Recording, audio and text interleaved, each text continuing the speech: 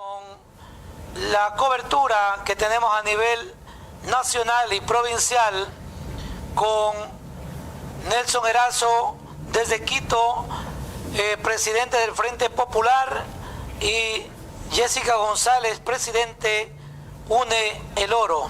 Buenos días, bienvenidos a este importante noticiero de las mañanas. Muy buenos días, mis queridos amigos que nos escuchan. Un abrazo enorme, deseándole el mejor de los éxitos en este día. Muy bien, saludos cordiales también allá en Quito al amigo Nelson Erazo, que está también por allí. No sé si estamos bien con el audio. Nelson, ¿me escucha?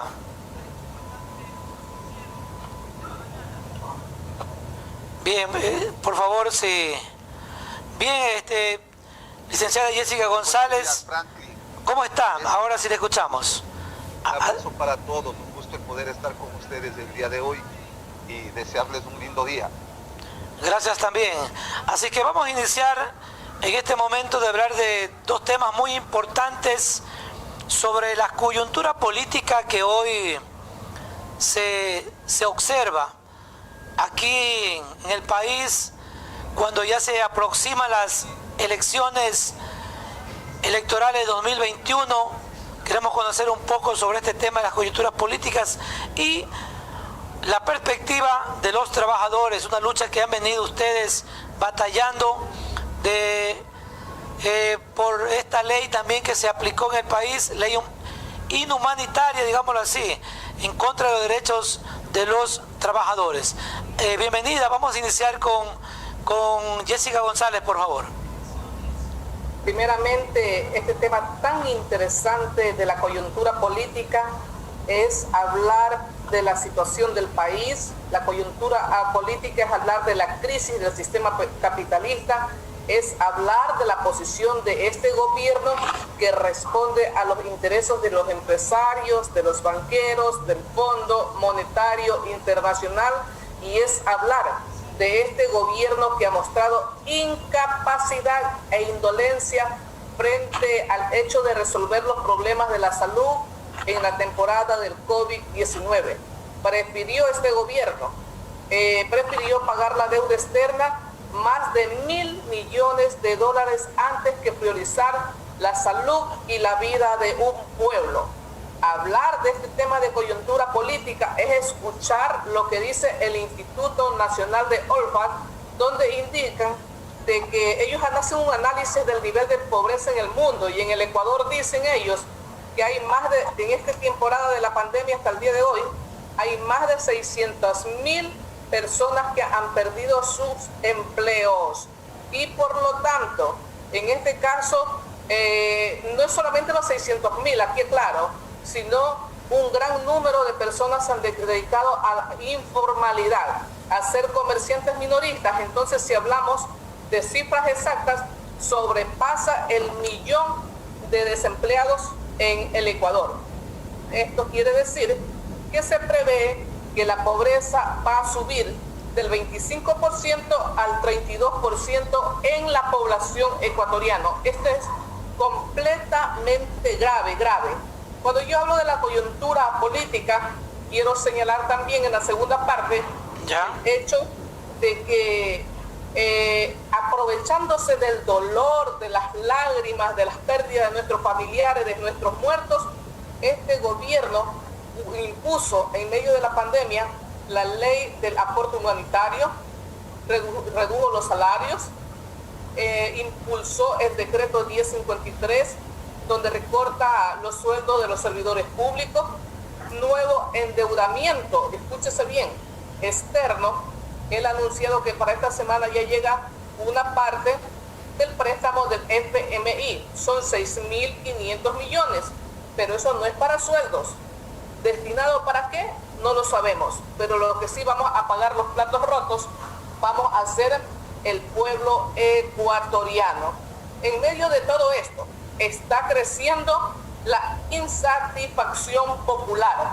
Las jornadas de movilizaciones se vienen dando como plantones, acciones en cada uno de los rincones del país. Esto es lo que tiene que ver con la coyuntura política.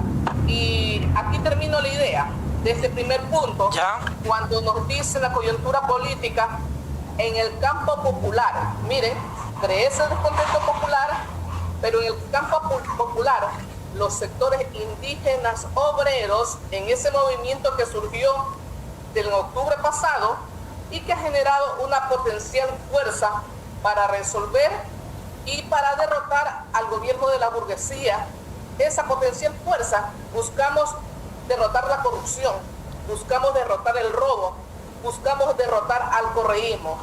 Nos hemos unido, los cholos, los negros, los mestizos, los indígenas, la gente del campo y la ciudad. Nos hemos unido para defender el agua, para defender la tierra, para reactivar el sistema productivo. Esa es la propuesta de Yacu y esa es la propuesta de Unidad Popular Lista 2.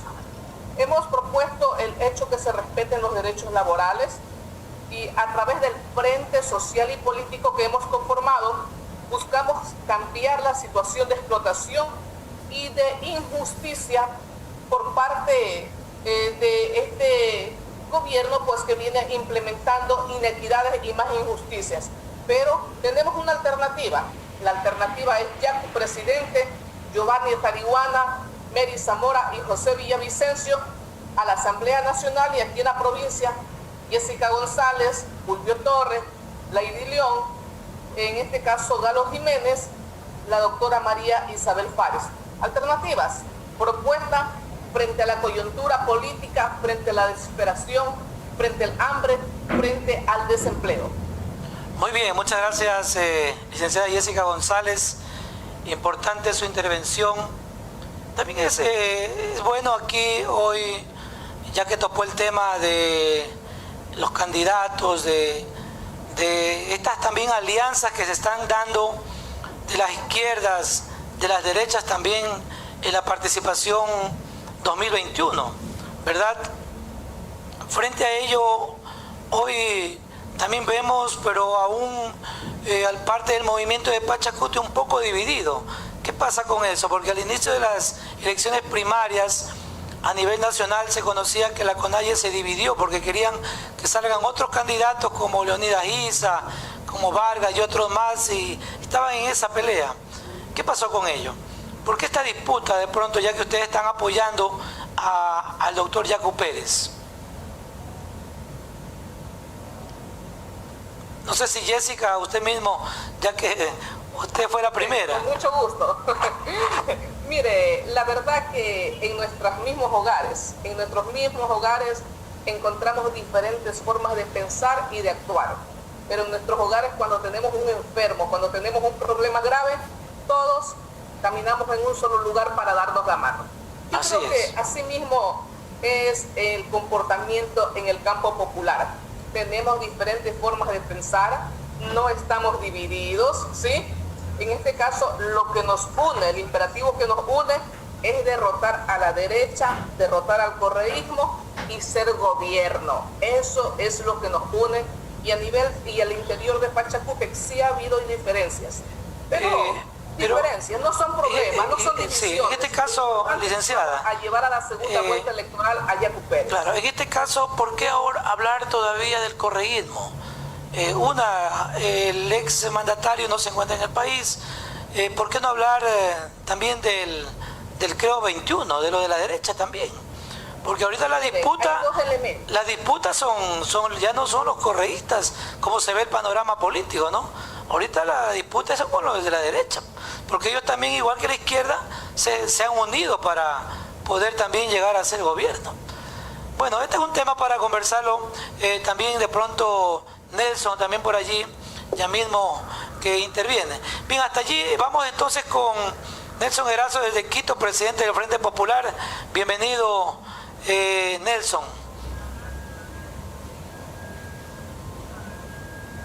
No sé, el audio, Nelson, por favor, el audio. Sí, vamos con el audio, por favor. A ver, bueno, muy buenos días. Adelante. Jessica, un abrazo para todos ustedes, un abrazo para todos los ecuatorianos que nos están siguiendo por medio de live. ¿Ya? Efectivamente, hablar de la coyuntura política es hablar de un escenario complejo en los momentos actuales como consecuencia de las políticas neoliberales, de las políticas antiobreras y antipopulares señaladas y planteadas por el gobierno de Lenín Moreno. Obviamente, hablar de este escenario es hablar de una crisis. Yo creo, Franklin, que nosotros debemos ubicar una cosa. En toda crisis económica siempre habrá beneficiados y habrá afectados. En estos casos de esta crisis, como también las crisis que pasamos en el gobierno de Correa, los grandes beneficiados han sido siempre la banca, los empresarios, los industriales, correcto, los distintos sectores económicos que han estado ligados a las empresas transnacionales y también que han sido obsecuentes con las políticas del Fondo Monetario Internacional. Fíjese usted, mientras se nos dice que a todos nos afecta por igual la crisis económica que hoy vivimos, ocurre que 2.000 empresas ligadas a los principales grupos económicos de poder son las que obtuvieron más de 10.000 millones de dólares en el año 2019 como parte de sus utilidades o de sus ganancias como tal. Mientras nos dicen que a todos nos afecta la crisis por igual, ocurre que grandes grupos económicos como las cadenas de alimentos, llámese en estas de los grupos como La Favorita, Supermaxi, El Día, Santa María, El Coral, todos estos grupos siguen obteniendo grandes ganancias. No han parado ni en medio de la pandemia. Y por el otro lado usted puede ver cómo la banca, que fue la que ganó 660 millones de dólares en el año 2019, por ejemplo, tampoco paró y sigue teniendo ingresos importantísimos. Ya sea el Banco del Pichincha, el Banco de Guayaquil, el Banco Internacional. Son 14 bancos los que nunca pararon y siguen teniendo grandes ganancias. A eso se suman también, obviamente, las cadenas de medicamentos, como la Sana Sana, las cadenas como la Cruz Azul, como Farmacy, todos estos grupos, que son los que han obtenido grandes ganancias. Y sin embargo nos quieren hacer ver como que todos estamos en las mismas condiciones. Mientras vemos qué es lo que ha pasado con los trabajadores y los pueblos del Ecuador. Se ha perdido de lo que va del 2019 a lo que va de la pandemia 1.096.000 plenos empleos o empleos de calidad. Es decir, que tenían por lo menos el salario básico, que trabajaban 40 horas a la semana como se establece, que tenían derecho de afiliación a la seguridad social, que tenían derecho de organizarse y el derecho de la contratación colectiva. Este sector es el que se ha perdido, este tipo de empleo es el que se ha perdido en el país. Pero lo más grave, mi estimado Frank, es que de lo que va de enero a septiembre se han perdido 700.000 empleos en el país, 700.000 fuentes de ingreso de las familias de los ecuatorianos. ¿A qué ha conllevado esto, mi estimado Frank? A que el crecimiento de la pobreza sea cada vez más acelerado. En nuestro país existen en estos momentos, de cada 100 ecuatorianos en condiciones de trabajar, más de 80 no tienen empleo seguro y están en la informalidad. Es decir, usted puede ubicar que el 13.4% de desempleo absoluto, si a eso le suma el 67.3% de subempleo, ubica entonces de que es el 80.7% de ecuatorianos en condiciones de trabajar que hoy no tiene fuentes de ingreso ni recursos permanentes con los que pueda resolver su vida. He ahí las grandes diferencias, las grandes inequidades. Mientras al Magisterio Nacional, a los servidores públicos, le metieron la mano a sus bolsillos, quitándoles de un promedio de 150 a 300 dólares como consecuencia de la reducción del salario. Ocurre que las grandes empresas, y regreso a esto porque es interesante ver lo que está pasando, ¿Ya? Ocurre, por ejemplo, que la banca, solamente el Banco del Pichincha, mi estimado Franklin, ganó 204 millones de dólares. Y fíjese usted, el Banco del Pichincha no ha puesto un solo centavo. Hizo llegar 10 millones de dólares, me parece. Pero ¿sabe de qué fue? No fue de las arcas, pues, del banco. Era de lo que nos dicen a los que tienen las cuentas corrientes si querían ayudar para resolver el tema de la pandemia. Es decir, del mismo cuenta ahorrista sacaron 10 millones de dólares para hacer ver como si fuera un aporte del Banco del Pichincha. Increíble. Y esto también lo está haciendo el Banco de Guayaquil. No es que el señor Lazo está dando de su plata, no. Los recursos vienen de una fundación. ¿Y qué es lo que está pasando ahí, mi estimado Franklin? Fíjese usted, mientras a un trabajador que ganaba $400, le redujeron el salario en el 45%, es decir, ahora ganan $225. Y con esos $225 tienen que pagar también la seguridad social, quedándole como ingreso líquido para resolver sus problemas $180. Mientras eso ocurre con los trabajadores del sector privado, familias como las de el señor Noboa, que tiene 1.800 millones de dólares, no ha puesto un solo centavo, pues, para los problemas. Sin embargo, el señor Álvaro Noboa también ya quería ser candidato a la presidencia de la República. Claro, pero ahí hubo, ¿qué pasó ahí también? Esa es una pregunta del millón, ¿ah? ¿Por qué no le aceptaron el partido? Parece que estuviera todo confabulado. Franklin, pero otro elemento adicional. Usted decía que nosotros deberíamos ver qué es lo que está pasando con la derecha ecuatoriana.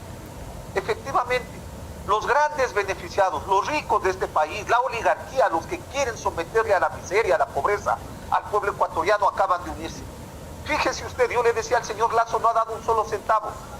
Sus recursos son de cerca de 800 millones de dólares como parte de su patrimonio. ¿La alianza con quién es? Con el dueño del Partido Social Cristiano, el señor Nebot. Es que son consuegros, pues todos quedan familia. Que son una sola familia de paso, ¿no es cierto? Así es. Pero que en su fortuna, mi estimado Frank, tiene 700 millones de dólares. Es decir, es la unidad de los poderosos, de los que quieren someterle al pueblo ecuatoriano, de los que quieren seguir con este tipo de políticas para llevarle al hambre, a la miseria, a la pobreza, al conjunto de ecuatorianos. Mientras, por otro lado, en esta contienda electoral, ¿no es cierto?, aparece con fuerza los sectores sociales y populares. No se trata, mi estimado Franklin, de una división en el movimiento. Por el contrario, yo creo que se trata de aplicar la democracia. Recuerde usted que para ir al proceso electoral se debe pasar, ¿por qué? Por unas elecciones primarias. Correcto. Y es obvio, pues, que si hay democracia, deben haber diversos candidatos, como en otros lados, en cambio, ha habido una unidad ideológica que ha unificado su candidatura. Pero una vez que se dan las primarias, todo el mundo camina por donde corresponde caminar, que es la de levantar esa candidatura para garantizar el triunfo del movimiento indígena, de los trabajadores, de los sectores sociales y populares, para garantizar el cambio, la transformación. Ya decía Jessica, el 2021 es la lucha entre el pasado de corrupción, el pasado de hambre, de miseria, de pobreza, del que se aprovecharon los correístas, del que se aprovecharon también Alianza País con Moreno y la vieja derecha, frente al futuro que hoy planteamos desde el lado de la izquierda, desde el lado de los sectores sociales y populares, un futuro de transparencia, de honestidad, de consecuencia con el pueblo ecuatoriano, un futuro en donde los ecuatorianos mejoremos nuestra calidad de vida, un futuro en donde haya mayor inversión en el campo, en la salud, en la educación, en donde nuestros hijos puedan ingresar a estudiar de manera adecuada. Solamente hoy, mi estimado Franklin y Jessica, en el caso de la Sierra y la Amazonía, 100.000 jóvenes no han podido ingresar a estudiar, no se han podido matricular, como consecuencia que no tienen el acceso a la educación. Faltan cupos, faltan cupos. No solamente falta de cupos, mi estimado Franklin, el problema es que no existen recursos para que los hogares ecuatorianos puedan tener el internet y también, obviamente, la tecnología necesaria. ¿Qué se debería hacer en ese caso? Debería irse a una renegociación con las grandes empresas telefónicas como Claro y Movistar, para que ellas estén obligados, así como se llevan 1.500 millones de dólares mensuales, digamos anuales, por los contratos, deberían ellos entregar el internet gratuito a esos hogares en donde no existe. Deberían los maestros tener pues el internet gratuito para poder dar clases. Ahora ocurre que al magisterio le dicen que, primero, que no le pagan, segundo, que le sobreexplotan porque deben estar 12, 14 horas tras el tema de una máquina dando clases. Y lo peor de todo es que deben poner incluso de su salario, que ha disminuido, también para poder tener el internet y dar clases a sus alumnos. Fíjese usted, en estas condiciones está el sistema educativo.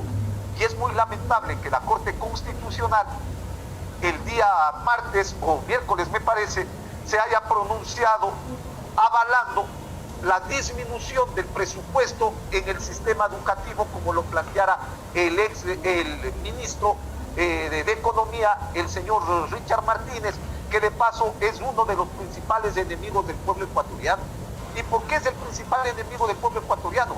Porque es el empleado del Fondo Monetario Internacional, porque es el que lleva el mandato de estos organismos sin importarle la vida de los ecuatorianos.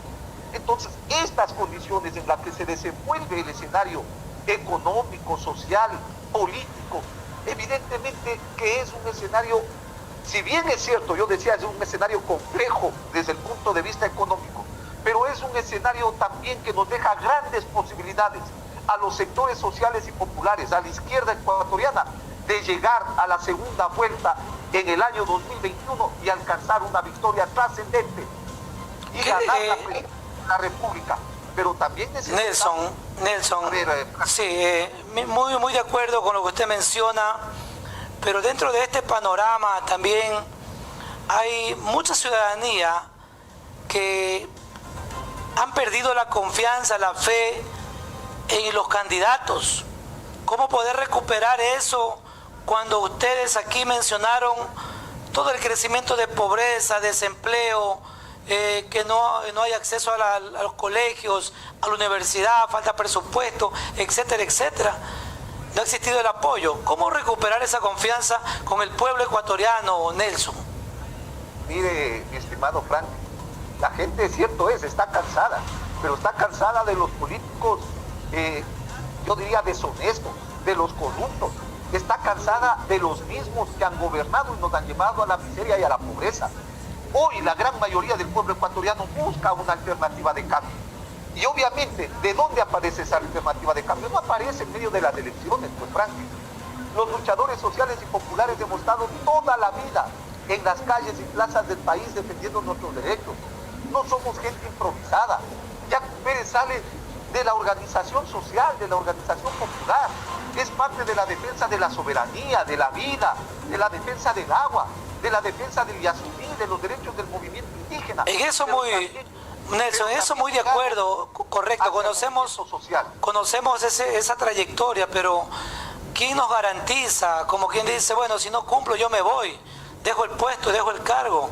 ¿Cuántos asambleístas, rostros nuevos, caras nuevas? Bonito es hablar, pero luego cuando llegan se olvidan de quienes le dieron el apoyo con el voto popular. A eso me refiero. O sea, hay muchas cosas interesantes. La gente de lucha...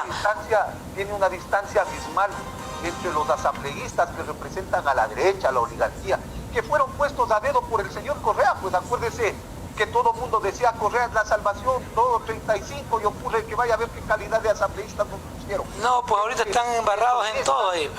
¿No es cierto? Gente deshonesta, gente Así que es. nos robó hasta la esperanza. Acuérdese usted la señora Esperanza, ex asambleísta de la provincia de Esmeraldas, que se robó la plata del agua potable. Increíble. Los 20 millones entregados por la Revolución Ciudadana y que le dejó sin agua potable a Esmeraldas. Pero en cambio, los luchadores sociales y populares, mi estimado Franklin, discúlpeme que le diga, como Jessica, por ejemplo, conocida, una compañera que siempre ha estado ligada al movimiento social, pero sobre todo que tiene una calidad de vida transparente, que todos sabemos lo que significa nuestra compañera Jessica González en la provincia del Oro y a nivel nacional, la representación que tiene a nivel del magisterio nacional, es decir, gente que confía porque sabe lo que somos, la calidad humana que tenemos. Ya, y esa parte también, Nelson, allí le tocará también a la ciudadanía hacer un diagnóstico personal y ver por la trayectoria de cada uno de los que hoy piden el voto. Porque hay gente que nunca se la ha conocido, nunca ha estado luchando por nadie, me parece ni en el mismo barrio han ayudado a nadie y hoy salen de la nada y quieren ser candidatos.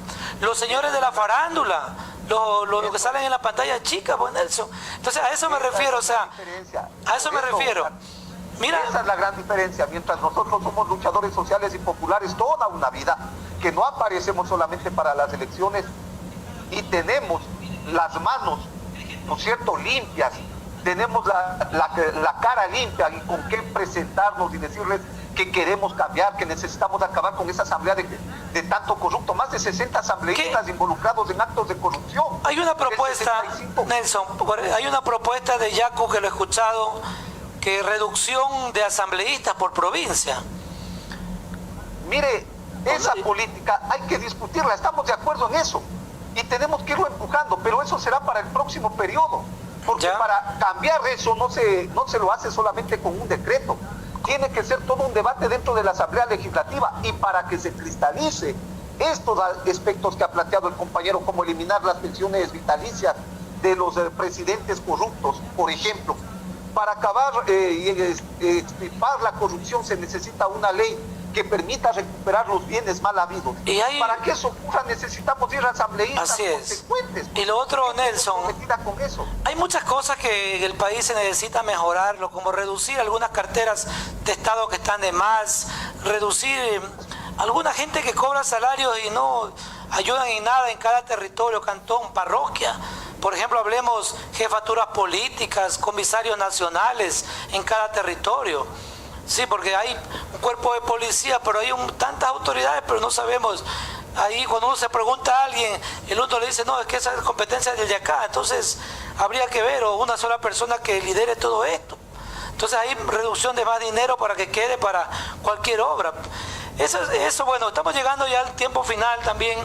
Sería importante, hay que ver qué pasa, amable audiencia, quienes están siguiendo este enlace en vivo, aquí hoy en compañía de Nelson Erazo, desde Quito, presidente del Frente Popular, y Jessica González, una mujer luchadora y presidente de UNE El Oro, y ahora también nos enteramos candidata a representar a esas mujeres valientes de la provincia. Jessica, felicidades en ese sentido.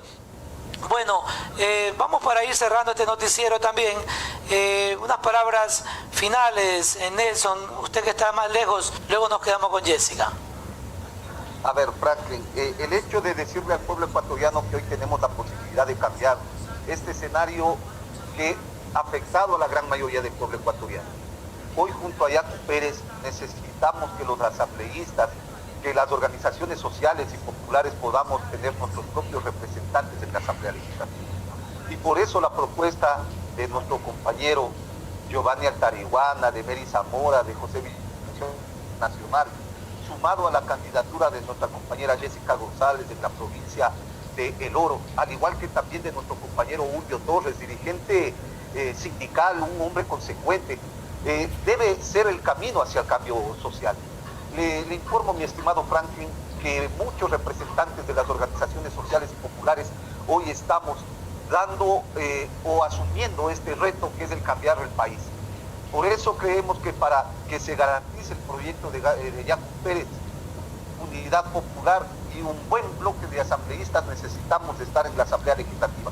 En mi caso, las organizaciones sociales, populares, los sindicatos, han planteado la posibilidad de que asuma esta responsabilidad en el distrito sur de la ciudad de Quito, en el distrito centro-sur como tal. Y obviamente esto ha sido analizado, lo hemos recogido de manera importante, y hoy estamos armando nuestra propuesta que signifique recuperar los derechos, recuperar la vida para el pueblo ecuatoriano.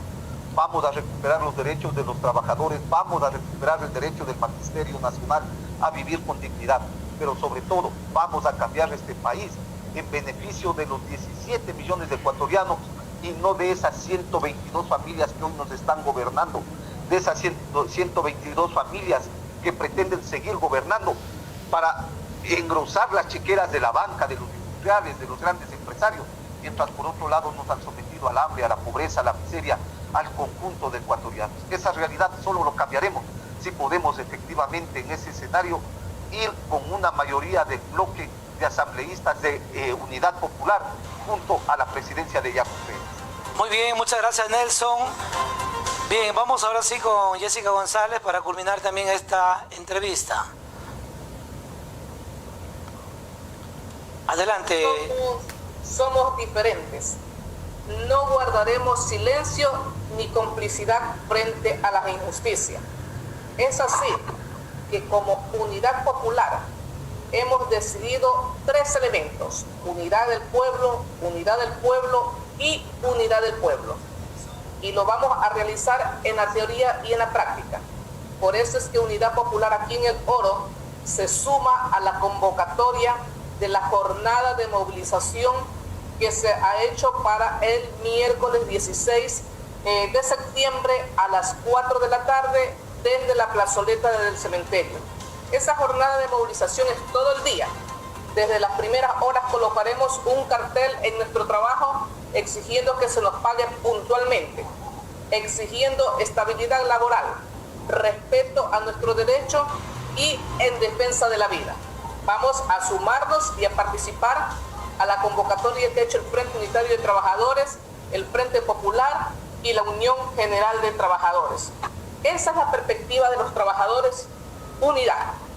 Segundo lugar, quiero estar en esa asamblea con Giovanni Atariguana, con Mary Zamora, con José Villavicencio y con todo mi equipo de la provincia del Oro, porque necesitamos urgentemente elaborar o reformar un nuevo código orgánico de trabajo donde se respete el derecho a la huelga, contratación colectiva, estabilidad laboral y que los trabajadores recibamos un sueldo dignos. Es más, voy a estar en esa asamblea con plena certeza para que se eliminen las leyes antiobreras como la ley humanitaria, el decreto 1053 y al mismo tiempo, eso es con los trabajadores, al mismo tiempo como mujer, como trabajadora, voy a proponer en la Asamblea Nacional la elaboración de una nueva ley para que la mujer se jubile a los 25 años de servicio, 25 años de trabajo, sin límite de edad. Bien, no los merecemos. Por el deterioro de nuestra salud, por las múltiples actividades que hacemos desde las 5 de la mañana que nos levantamos hasta las mismas horas que nos vamos a descansar. No solamente es que agarramos el maletín, nos vamos al trabajo y regresamos, sino que tenemos que hacer todos los quehaceres domésticos, atención de los niños, etcétera. Esa es una ley que nos merecemos todas las mujeres, de todos los sectores, servidores públicas, obreras, todas. Por lo tanto, esa ley de la jubilación de las mujeres a los 25 años, de 25 años de trabajo sin límite de edad, es un hecho. Palabra de honor de la gente de Unidad Popular. Bien, palabra de honor de esta luchadora popular. Bien, por eso es que ya con la presidencia, Jessica asambleísta.